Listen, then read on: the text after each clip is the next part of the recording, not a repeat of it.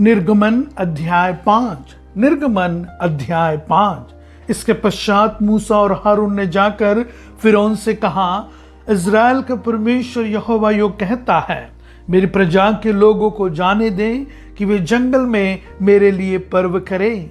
फिरौन ने कहा, यहोवा कौन है कि मैं उसका वचन मानकर इज़राइलियों को जाने दूं?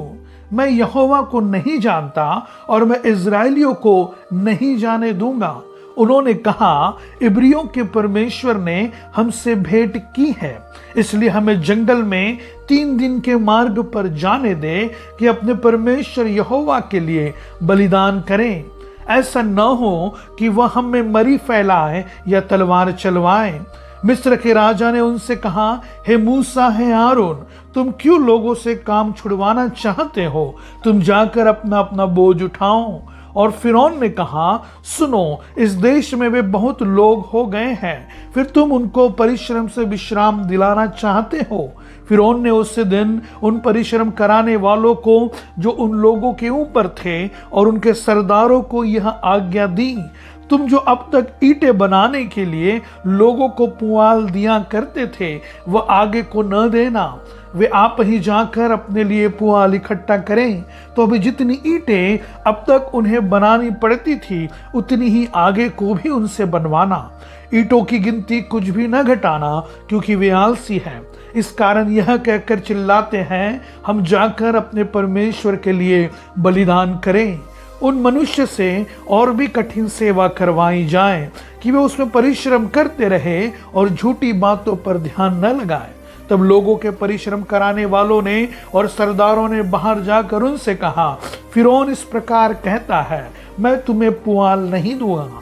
तुम ही जाकर जहां कहीं पुआल मिले वहां से उसको बटोर कर ले आओ, परंतु तुम्हारा काम कुछ भी नहीं घटाया जाएगा। इसलिए वे लोग सारे मिस्र देश में तितर बितर हुए कि पुआल के बदले खूंटी बटोरे। परिश्रम कराने वाले यह कह कर उनसे जल्दी करते रहें कि जिस प्रकार तुम पुआल पाकर किया करते थे, उसी प्रकार अपना प्रतिदिन का काम अब भी पूरा करो।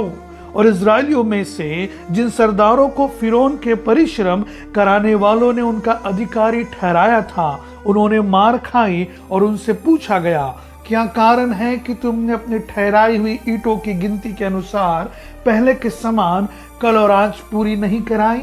तब इज़राइलियों के सरदारों ने जाकर फिरौन की दुहाई यह कह कर दी, तो अपने दासों से ऐसा बर्ताव क्यों करता है?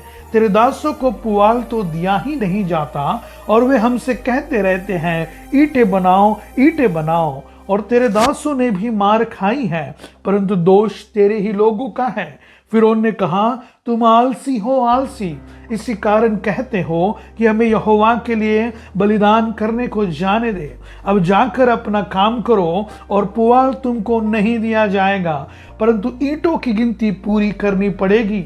जब इज़राइलियों के सरदारों ने यह बात सुनी कि उनकी ईंटों की गिनती न घटेगी और प्रतिदिन उतना ही काम पूरा करना पड़ेगा, तब वे जान गए कि उनके संकट के दिन आ गए हैं।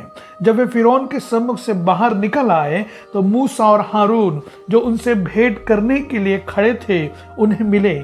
और उन्होंने मूसा और हारून से कहा, यहोवा तुम पर दृष्टि करके न्याय करे, क्योंकि तुमने हमको फिरौन और उसके कर्मचारियों की दृष्टि में घृणित ठहराकर हमें घात करने के लिए उनके हाथ में तलवार दे दी है। तो मूसा ने यहोवा के पास लौट कर कहा, हे प्रभु, तूने इस प्रजा के साथ ऐसी बुराई क्यों की और तूने मुझे यहाँ क्यों भेजा?